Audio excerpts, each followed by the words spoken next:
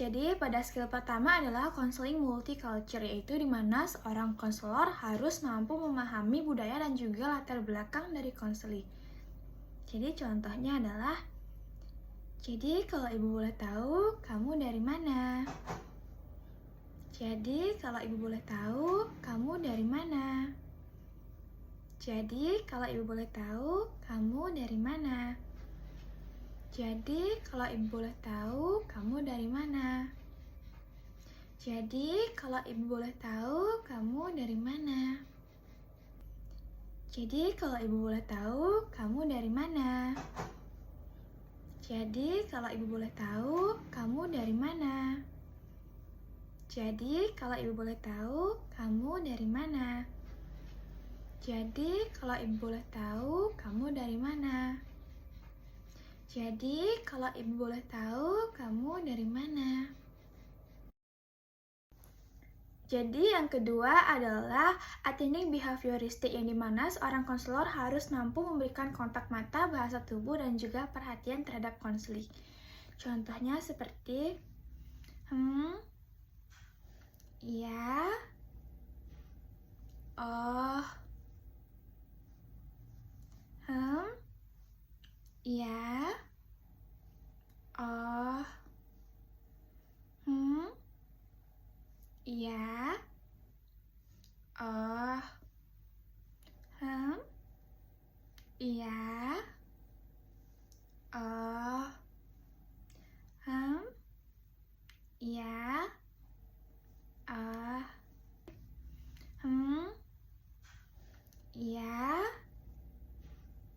oh, iya,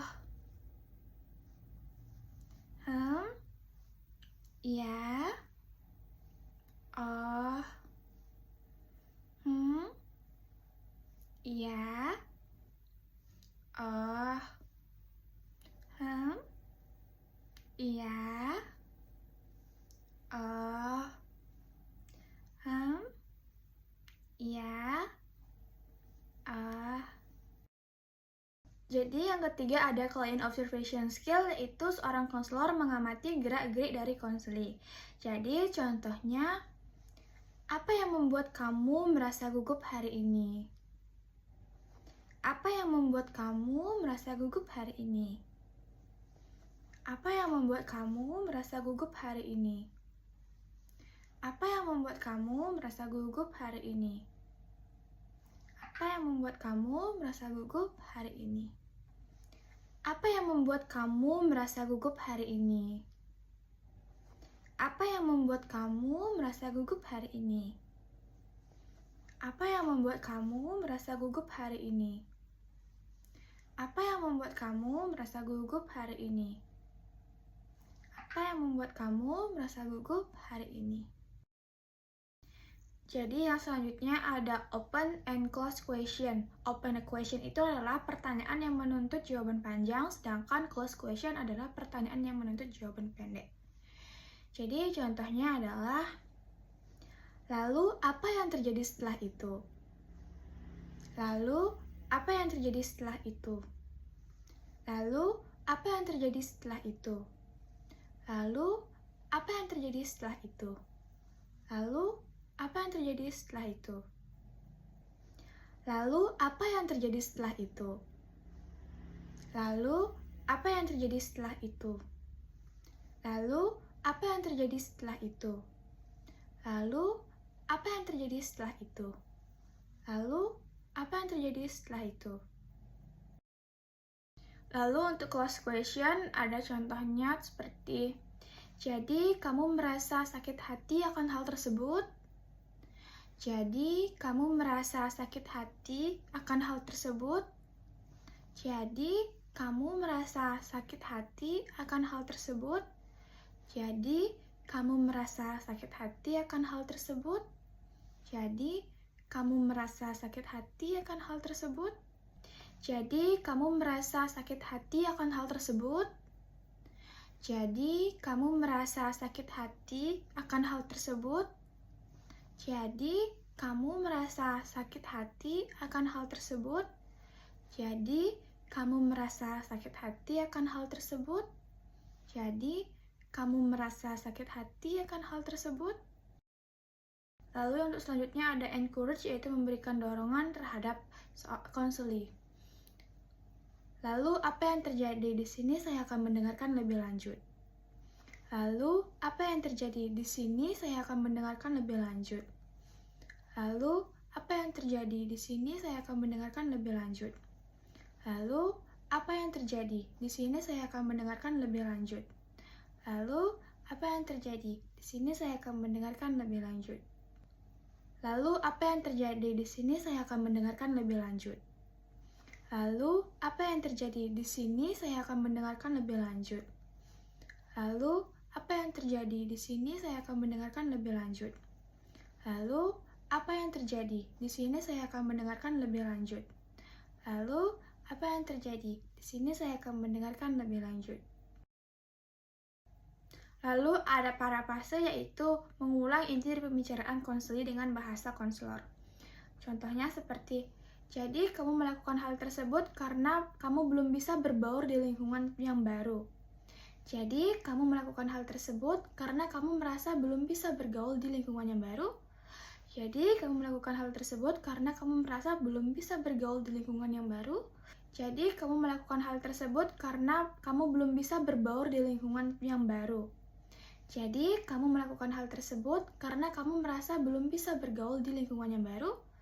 Jadi, kamu melakukan hal tersebut karena kamu merasa belum bisa bergaul di lingkungan yang baru. Untuk selanjutnya ada summarization, yaitu seorang konselor merangkum segala pembicaraan yang disampaikan oleh konseli. Jadi, dapat saya simpulkan bahwa kamu merasa kurang nyaman karena berada di lingkungan yang baru. Jadi dapat saya simpulkan bahwa kamu merasa kurang nyaman karena berada di lingkungan yang baru. Jadi dapat saya simpulkan bahwa kamu merasa kurang nyaman karena berada di lingkungan yang baru. Jadi dapat saya simpulkan bahwa kamu merasa kurang nyaman karena berada di lingkungan yang baru. Jadi dapat saya simpulkan bahwa kamu merasa kurang nyaman karena berada di lingkungan yang baru. Jadi dapat saya simpulkan bahwa kamu merasa kurang nyaman karena berada di lingkungan yang baru. Jadi dapat saya simpulkan bahwa kamu merasa kurang nyaman karena berada di lingkungan yang baru. Jadi dapat saya simpulkan bahwa kamu merasa kurang nyaman karena berada di lingkungan yang baru. Jadi dapat saya simpulkan bahwa kamu merasa kurang nyaman karena berada di lingkungan yang baru. Jadi dapat saya simpulkan bahwa kamu merasa kurang nyaman karena berada di lingkungan yang baru. Lalu selanjutnya ada summarization, yaitu merangkum. Contohnya seperti, jadi dapat saya simpulkan kamu merasa kurang nyaman berada di lingkungan yang baru sehingga kamu menghindari teman-teman kamu. Jadi dapat saya simpulkan kamu merasa kurang nyaman berada di lingkungan yang baru sehingga menghindari teman-teman kamu. Jadi dapat saya simpulkan kamu merasa kurang nyaman di lingkungan yang baru sehingga kamu menghindari pergaulan dengan teman-teman kamu. Jadi dapat saya simpulkan kamu merasa kurang nyaman berada di lingkungan yang baru sehingga kamu menghindari teman-teman kamu. Jadi dapat saya simpulkan kamu merasa kurang nyaman berada di lingkungan yang baru sehingga menghindari teman-teman kamu. Jadi dapat saya simpulkan kamu merasa kurang nyaman di lingkungan yang baru sehingga kamu menghindari pergaulan dengan teman-teman kamu. Lalu ada reflection of feeling. Contohnya seperti, kamu merasa sedih karena diejek terus-menerus oleh teman-teman baru kamu. Kamu merasa sedih karena diejek terus-menerus oleh teman-teman kamu. Kamu merasa sedih karena kamu terus-menerus diejek oleh teman-teman kamu. Kamu merasa sedih karena kamu terus-terusan diejek oleh teman-teman kamu. Kamu merasa sedih karena diejek terus-menerus oleh teman-teman baru kamu. Kamu merasa sedih karena diejek terus-menerus oleh teman-teman kamu. Kamu merasa sedih karena kamu terus-menerus diejek oleh teman-teman kamu. Kamu merasa sedih karena kamu terus-terusan diejek oleh teman-teman kamu. Lalu ada reflection of meaning, yaitu menyampaikan kembali pengalaman dari cerita konseli. Contohnya seperti, sepertinya pengalaman diejek membuat kamu berpikir bahwa kamu tidak cukup baik dalam berteman. Sepertinya pengalaman diejek membuat kamu berpikir bahwa kamu tidak cukup baik dalam berteman. Sepertinya pengalaman diejek membuat kamu berpikir bahwa kamu tidak cukup baik dalam berteman. Sepertinya pengalaman diejek membuat kamu berpikir bahwa kamu tidak cukup baik dalam berteman. Sepertinya pengalaman kamu diajak membuat kamu berpikir bahwa kamu tidak cukup baik dalam berteman. Lalu ada focusing, yaitu di mana kita sebagai konselor itu mengarahkan konseling agar fokus terhadap satu permasalahan.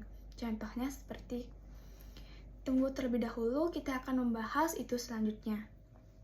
Tunggu dulu, kita akan membahas itu selanjutnya. Tunggu dulu, kita akan membahas itu selanjutnya. Tunggu dulu, kita akan membahas itu selanjutnya. Tunggu dulu, kita akan membahas itu selanjutnya. Tunggu terlebih dahulu, kita akan membahas itu selanjutnya. Tunggu dulu, kita akan membahas itu selanjutnya. Tunggu dulu, kita akan membahas itu selanjutnya. Tunggu dulu, kita akan membahas itu selanjutnya. Tunggu dulu, kita akan membahas itu selanjutnya. Lalu ada influencing skill, itu mengarahkan agar jalannya sesi konseling itu terarah. Contohnya seperti, lalu coba sebutkan bagaimana pikiran negatif kamu. Lalu coba sebutkan bagaimana pikiran negatif kamu. Lalu coba sebutkan bagaimana pikiran negatif kamu. Lalu coba sebutkan bagaimana pikiran negatif kamu. Lalu coba sebutkan bagaimana pikiran negatif kamu. Lalu coba sebutkan bagaimana pikiran negatif kamu. Lalu coba sebutkan bagaimana pikiran negatif kamu. Lalu coba sebutkan bagaimana pikiran negatif kamu. Lalu coba sebutkan bagaimana pikiran negatif kamu. Lalu coba sebutkan bagaimana pikiran negatif kamu. Lalu coba sebutkan bagaimana pikiran negatif kamu.